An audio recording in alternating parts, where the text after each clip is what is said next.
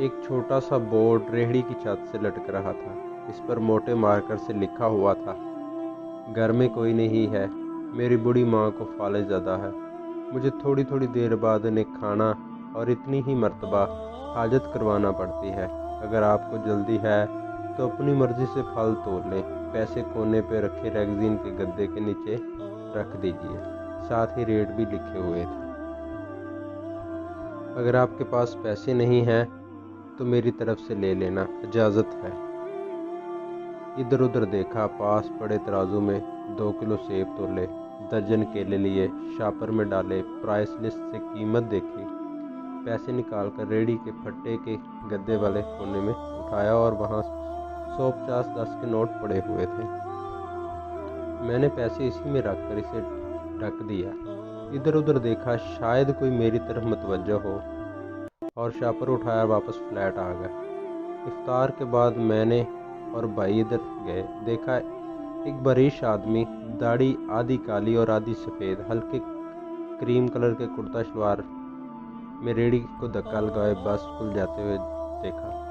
बस वो हमें देखकर मुस्कुराया और बोला, साहब फल तो ख़त्म हो गए। नाम पूछा, बोला खादम हुसैन। इसके साथ हमने सामने ढाबे पर बैठ के कहने लगा कि पिछले 3 साल से अम्मा बिस्तर पर पड़ी है, कुछ नस्याती सी हो गई है, अब तो फालज भी हो गया है, मेरा कोई बाल बच्चा नहीं, मेरी बीवी मर गई, सिर्फ मैं हूँ और मेरी अम्मा है। अम्मा की देखभाल करने वाला कोई नहीं, इसलिए मुझे हर वक्त अम्मा का ख्याल रखना पड़ता है।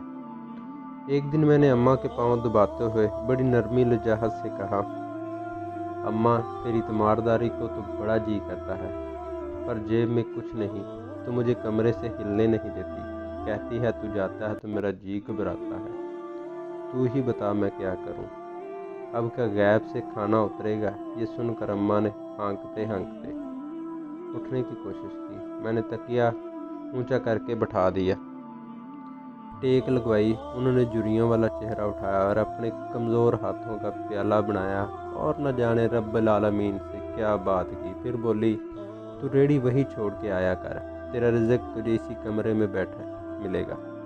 मैंने कहा, अम्मा क्या बात करती हो, वहाँ छोड़ आऊँगा तो कोई चोर चक्का सब कुछ ले जाएगा। आजकल कौन लिहाज करता है, बिना मालिक के कौन खरीदेगा।